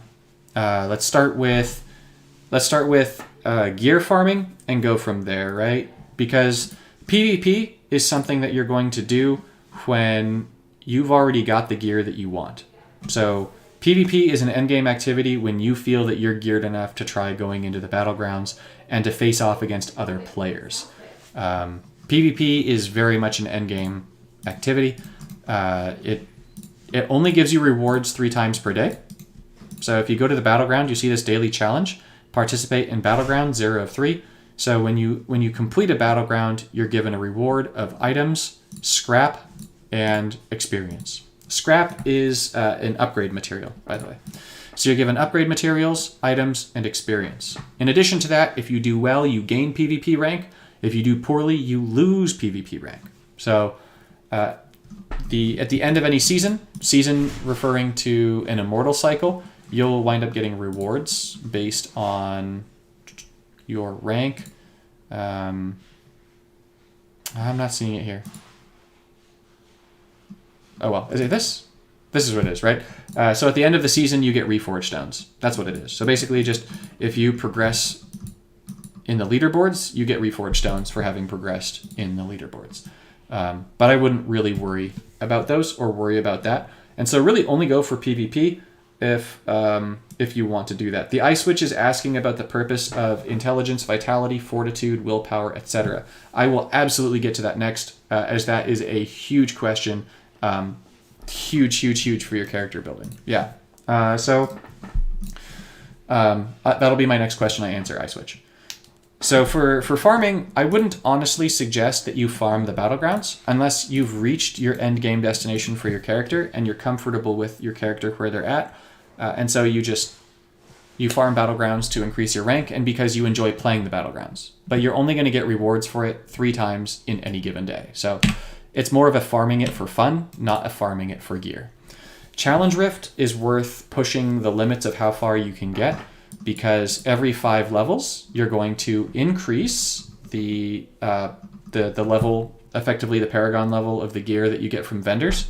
And then there's also certain benchmarks that you can complete. Like, for example, completing Challenge Rift 140 is going to make it so that your drops from vendors and whatnot are going to be Hell 5 gear. And then you'll see that the actual boost for that is going to be, then if I scroll all the way back, I think it was 90. Is it 95? It's 95. 95 is for Hell 4, and so on and so forth. But I wouldn't worry too much about Challenge Rifts. Basically, if you go into the Challenge Rift and you've got that orange exclamation point at the bottom, then just gear your character up. So farming is really going to come down to 2 things. Farming is going to come down to whether or not you want to farm for legendary items or if you want to farm for set items. Legendary items, you do what's called Outer World farming for. Outer World farming is where you find a spot in the Outer World to go and kill monsters. There are specific spots that are best for this. The most popular spot in the game is in Bilefin, near the Southern Wetlands waypoint. And what you do, and this is going to be different for if you're in a group or if you're solo as well. Because if you're solo, there are going to be some spots that are going to be better for you than if you're in a group. But basically, you're looking for a place with high spawn frequency, meaning where there's going to be a lot of monsters spawning, and they're going to be spawning very quickly. And so you do a concentrated loop. So this is considered the most popular farm spot in the game right now.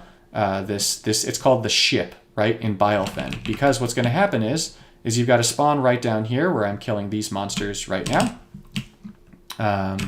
And so you go ahead, you kill them. If you have a bunch of people, you just have someone camp down here. You've got 2 spawns up here. You've got this one right up here where these bad boys are. And then you've got this one over here where these bad boys are. Oh, lovely. My thing hit an invisible wall. We've got these guys over here. I hate these monsters. And then you've got the ones that are inside this room right down here. But basically, as soon as I'm done killing all the monsters here, so for world farming, you have to make sure you kill all the monsters. You have to kill all of them. So I kill those monsters, and by the time I'm done killing them, you'll see that my monsters have already started respawning. So I go down here, I kill these, and then I can come up here, and I can kill these. And by the time that I've killed these, come on, game, let me move, please. It's bugging out. These are going to have respawned, so I can go ahead and kill these. And by the time I've killed those, these should be right about to respawn. They've respawned. I kill these. Now these should be respawning. I can go in here and kill these. And I basically rinse, lather, and repeat. The purpose of this is a fewfold. When you're world farming, you're looking for champions that have an orange skull on them, and you're looking for monstrous essence. Monstrous essence you turn into the bestiary when you have collected 10 of them. And that seems to have somewhere around a 40% chance of giving you a legendary drop. So you're going to get legendary drops from that. Furthermore, if you're farming in a good spot, every so often you're going to get treasure goblins that appear in your spot. Treasure goblins seem to have a pretty good likelihood of dropping you legendaries as well. And so the general rule of thumb is if you are doing an effective world farm spot, then you should be getting a legendary approximately every 10 minutes. Every 10 minutes, a legendary should drop from just a random monster, or you should be getting a legendary from having completed your bestiary, or you're going to get a legendary because a treasure goblin or an orange monster has appeared, and those monsters have increased likelihoods of dropping legendary gear. So the first orange monster skull that you kill in a day is guaranteed to drop you a legendary, and then everyone after that has like a 25 or 30% chance to drop a legendary. Every treasure goblin you kill is going to have a 25 or 30% chance to drop a legendary. So basically, if you're doing these farming routes, you're doing it for legendaries, right? In general, I happen to think that legendaries are the best way to farm if you want to improve your combat rating, because sets are kind of a pain in the butt. You'll see that I got this bestiary turn in. So what I'm going to do now is, now that I've completed my bestiary, I'm going to go back to town to turn in my bestiary. And then that bestiary is going to get me battle points, it's going to give me experience, and it will hopefully also give me a legendary. As I say, it's somewhere in like the 40% realm that you get a legendary, so I may get one, I may not. We'll see. But this is a great way to farm for legendaries. You can turn in as many bestiaries in a day as you want. You only get 3 that have the boosted odds per day, but I mean, come on. If you're farming more than that, then you're doing like a crazy amount of farming, right? So we finished that. We did get a legendary this time. Did we? No? No star. Okay, no legendary. So that's world farming.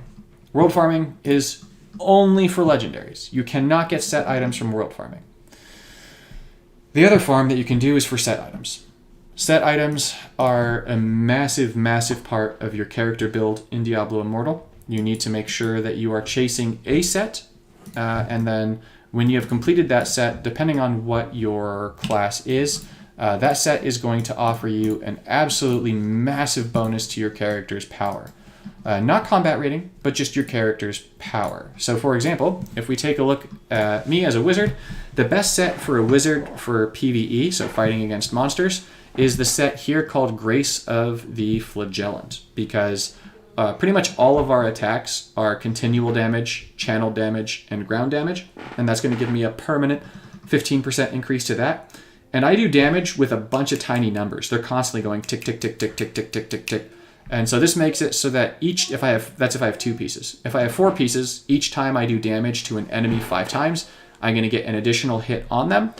And then finally, there's a 6-piece bonus, which says that each time I deal damage, there's this chance that I do a mega boom on that enemy as well. So you definitely want to go for your 4-piece for whatever your character is. If we take a look, for example, for necromancers for PvE, for fighting monsters, want the shepherd set, this call to wolves, shepherd's call to wolves, because it gives your summons 15% more damage.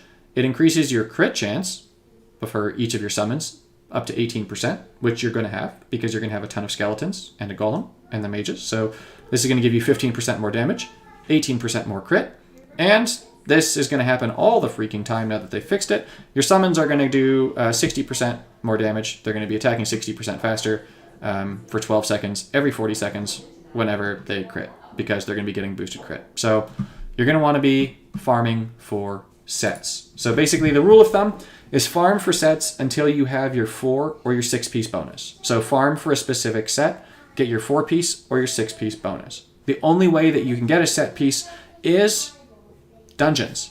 Now, you can always click on any piece of a set, and at the very bottom of the set where it says set items, there's this little magnifying glass. You can click on that and it will actually tell you where every piece of that set drops. So for this Beastmaster set, or for the Shepherd set, you'll see that the gloves drop in the dungeon called Destruction's End, the boots drop in Temple of Namari, the belt drops in Kikura's Rapids, the neck drops in Tomb of Fahir, and both of the different rings drop in Forgotten Tower. Now, you'll see that the rings are going to drop in Hell 4 or higher, the neck is going to drop in Hell 2 or higher, this is going to drop in Hell 1 or higher. So Basically, as you increase your hell levels, you're going to increase which set items are going to be able to drop from dungeons. You get those. They're going to give you a massive boost to your stats. And then they're also going to give you additional properties which are going to empower your character. So, rule of thumb, run. Once you have the required combat rating, which is farmed by farming legendaries, you farm sets to get your 4 or 6 piece bonus, whichever you're going for. For example, I'm only going for a 4 piece.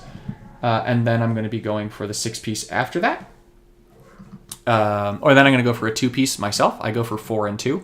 But you should definitely be going for a 4/6. Once you've got that, then farm legendaries. The reason for this is because you can do something called essence your legendaries that you can't do for sets. So sets are all going to be random drops, and you need specific pieces.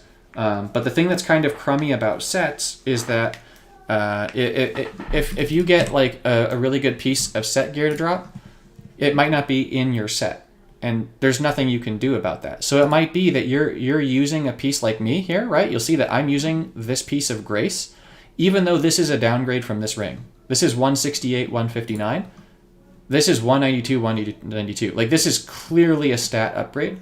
However, I'm using the Broken Palm because this 15% more damage is an improvement for me over the stat upgrade right here. So you make sure that you get your set, and then once you get your set, then you focus on legendaries. Because the thing about legendaries, and you'll see that all of my pieces here, except for this one, which I foolishly forgot to swap out. I need to swap this one right now. You'll see that my legendaries are all essenced. That's this little swirly mark on the top right. That means that if you find a piece of legendary gear that's an upgrade for you, like this chest here was an upgrade for me. It's got 141 and 142 to each of these stats. This chest was an upgrade for me. Statistically, it was an upgrade for me. It raised my combat rating by a ton. However, it was the wrong set for me. And so, it was the wrong legendary for me. So what I was able to do is I was able to go to the Essence Transfer person, and I was able to change this piece into something that I wanted for free. I could just change it to the exact legendary that I wanted. With sets, you cannot do this. You cannot change a set item from one piece to another. However, you can at will change any legendary into any other legendary that you found and extracted. So you definitely want to farm legendaries for combat rating, farm sets for getting your set bonuses. All right, I've got 2 more questions in chat. I've got the Ice Witches, and I want to touch on that right now, which is what is the purpose of intelligence, vitality, fortitude, willpower, etc. And then I want to get to BSP's question, which is there going to be a server merge? Those are both really, really good questions. For the server merge question, when I get to that, I want to talk about what is a server merge, why might it happen, what does it do for the game, and then as to whether or not I think there will be one. So first up is the Ice Witch. What's the purpose of intelligence, vitality, etc.? So each of the different stats in this game, right here, is going to increase your combat rating. Right? You get a combat rating boost for these stats going up. It's pretty much a direct 1-to-1 ratio. So if you take a look at my int, this is 168 int, it increases my combat rating by 168. So the first thing that every one of the stats is going to do is for every 1 point of that stat you have, it's going to increase your combat rating by 1. That's how you increase your combat rating. Beyond that, you'll wind up seeing if you click on any of the stats, you'll actually get to see what they do. So for casting classes being wizards and necromancers, in my opinion, the number one most important stat for you to have is intelligence, because intelligence increases your damage. Intelligence is the only stat that increases your damage. You'll see that vitality does not increase your damage. You'll see that fortitude does not increase your damage. You'll see that willpower does not increase your damage. Only intelligence does. So for me personally, the most important stat you can get on a piece of gear is intelligence. If you are a wizard or a necromancer.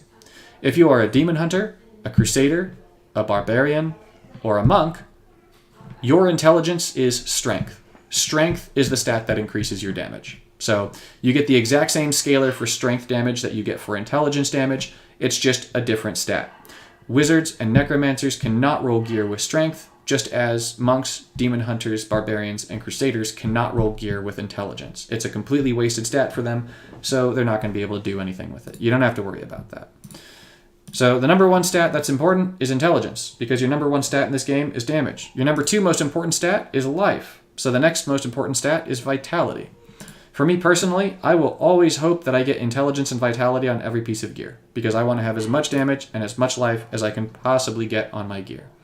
There are a bunch of gems that are based on your life or on your damage stat. And so as a result of that, you're going to get a lot more out of those than you'll get out of the other stats. What you're going to get out of things like fortitude and willpower is, for willpower, you're going to get increased potency and resistance.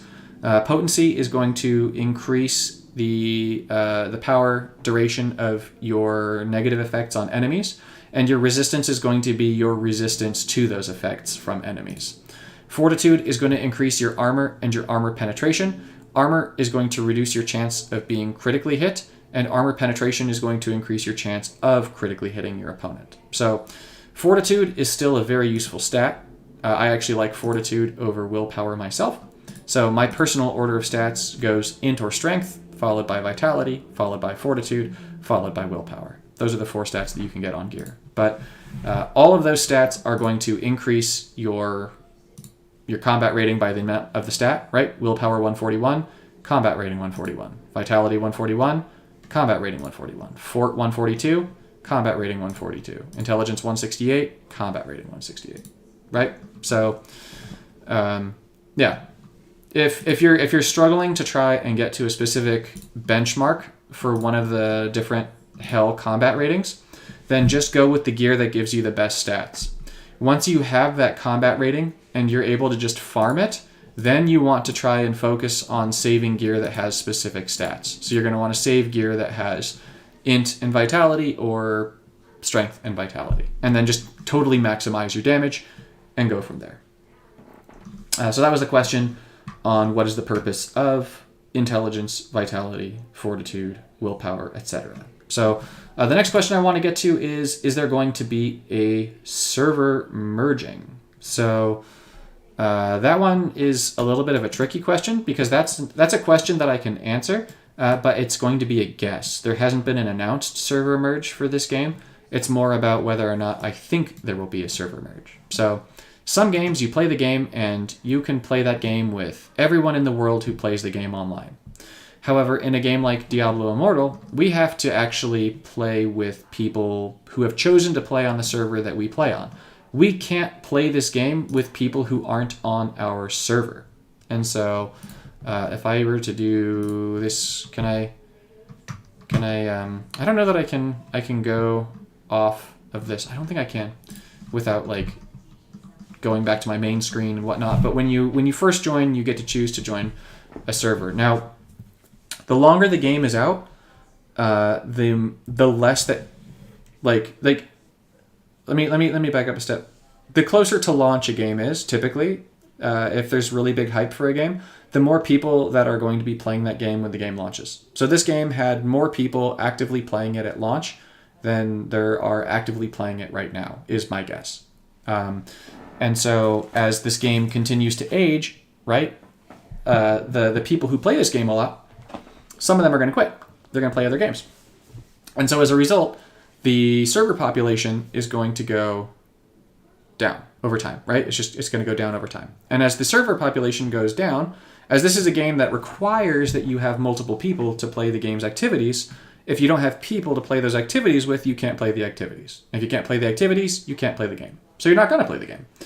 So ultimately, my personal guess is yes. I do think that they will do a server merge at some point. What would a server merge do? A server merge would make it so that, let's say that I'm on Dry Steps, which is where I am, and someone was playing on another server, right?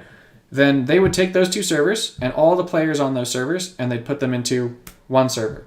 And now all the players playing on Dry Steps and all the players playing on that other server that merged into Dry Steps are going to be playing on the same server, and they can now all play together, which means that there will now be more people for you to play with. I am of the opinion that they will eventually have to do that for this game, especially with them creating Diablo 4. I feel like they're creating their own killer for this game by making Diablo 4 come out within a year of this game.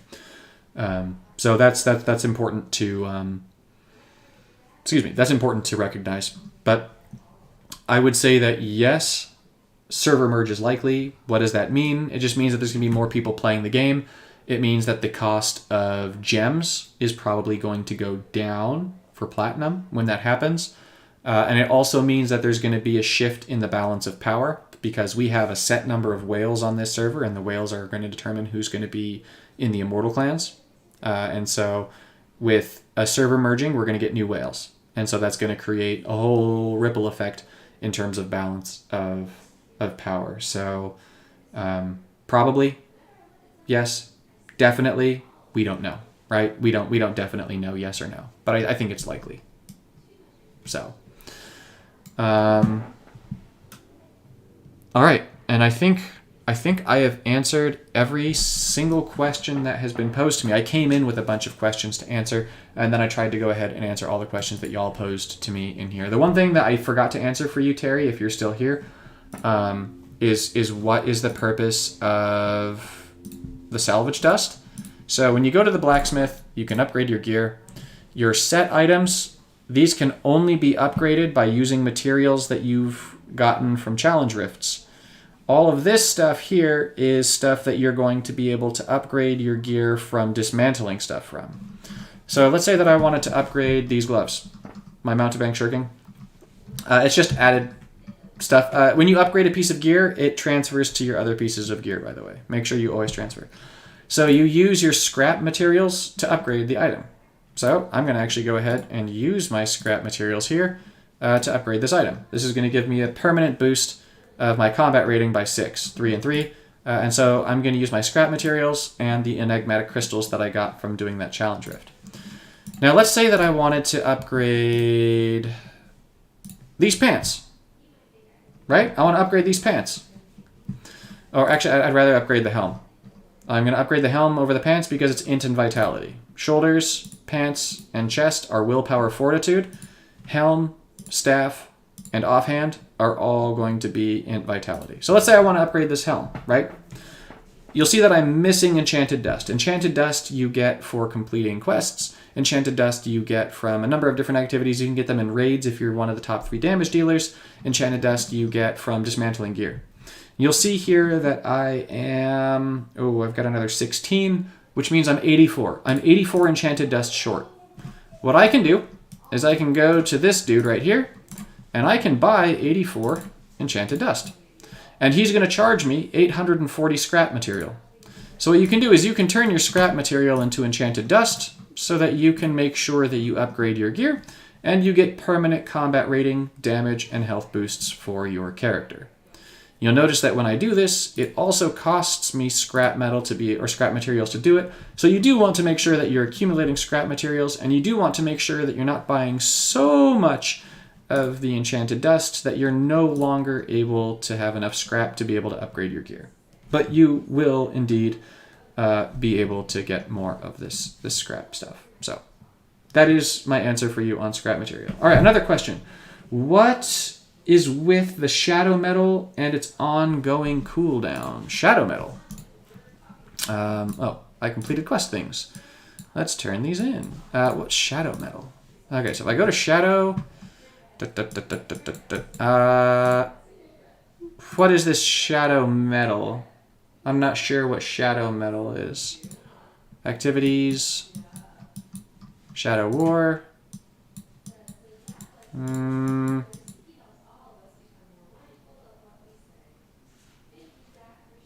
All right. And remember, anyone who's here, if you're like, oh my gosh, there's so much information, there's no way I'm going to remember this. This stream is going to be permanently uploaded to YouTube, so you can always go back and check through any of the questions and find your answers to it there.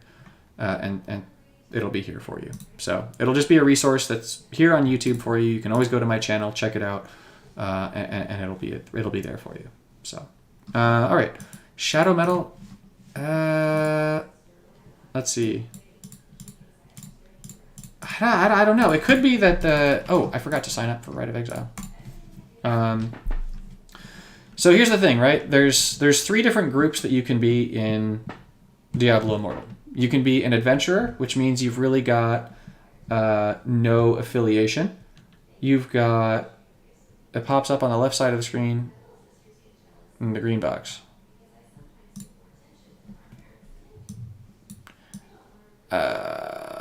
It might be our BSP. Are you currently a shadow? Are you currently a shadow or an adventurer? Meaning, you see how I have this green tag that says Legion below my name?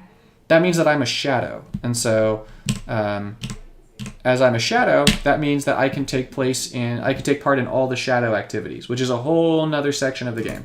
I get to do all this other extra stuff for being a shadow, right? Sign up, sign up, sign up. Cool. And so you are a shadow. I don't know why yours says shadow metal and mine does not then. I'm sure it has some meaning, but I don't know that it has anything significant, right? Like you've got... Shadows are like a totally different thing, right? So for shadows, you've got your personal rank, and you increase that by doing shadow activities. You've got contracts, you've got raiding the vault, you've got the thing over here, Path of Blood, I think it's called, right down there, that portal. We can do Path of Blood, and that's going to increase your rank. And then you've got 2 days a week, you've got something called the Shadow Wars that you can engage in. And then the Shadow Wars are going to... they're going to determine who gets to fight against the Immortals. The Immortals are the top clans. I've got a message on the left side. And it says 3 days left. You know, I haven't seen Shadow Metal. All right, Shadow Metal. Once you're admitted into the Shadow Lottery, you want to make your way back to Westmarch. From there, find an NPC. You go through their dialogue. You'll be able to gain access to the Shadow Metal quest. Oh, okay, cool. Shadow Metal is a quest. Basically, it just means that you haven't completed the quest to become a shadow. You've accepted being a shadow, but you haven't actually become a shadow. So what you want to do is you want to make sure that you complete all of those objectives, complete them as quickly as you can, and when you have done that, you can officially become a shadow, join a shadow clan, get all the bonus rewards for being a shadow, and all of that good stuff. So Shadow Metal is a mini quest, and it's the quest that enables you to fully become a shadow, to join a shadow clan, and to reap the maximum rewards from having been a shadow for the immortal cycle. So, very much yes. Okay, I'm going to give y'all, if you want, like 1 more minute for any other questions that you guys might have. If multiple questions come in, of course, I'll answer all of those to the best of my ability. But that is actually all of the questions that I had for this stream. So if you enjoyed the stream and you are not yet subscribed to my channel, and you want to subscribe to my channel to see when I post more content, I post content on Diablo Immortal and another game called Magic the Gathering Puzzle Quest. By all means, feel free to subscribe to my channel. If you appreciated the stream and you want to support the channel, there is a link in the description to support the stream on Streamlabs. That is a very welcome, not at all necessary, but much appreciated thing.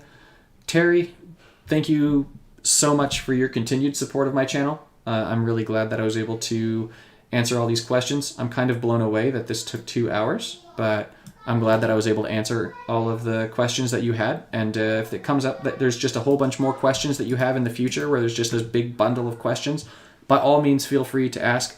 I don't mind doing this from time to time and doing a stream just to explain things or to show off how to best run dungeons or how to best do world farming or whatever it may be. So if you guys have any other questions as time goes on, feel free to hit me up in Discord or on this channel. Let me know what it is that you want content for, stuff that you need help with, and I'll always do my best to try and give you guys the information you need to help you out. So it looks like that's going to be it for today. So once again, thank you guys all so much for tuning in.